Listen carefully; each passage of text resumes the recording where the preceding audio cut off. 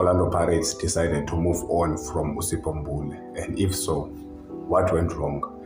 When he arrived at Orlando Pirates, we all know that many supporters were excited.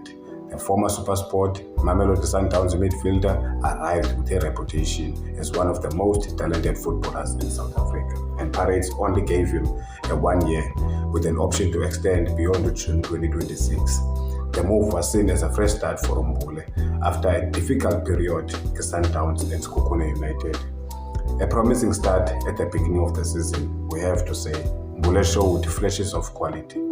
His passing range, vision, and ability to unlock defenses reminded everyone that is why he's considered one of the best midfielders in South Africa. And when he was on the bottom cheetah, you could see the qualities.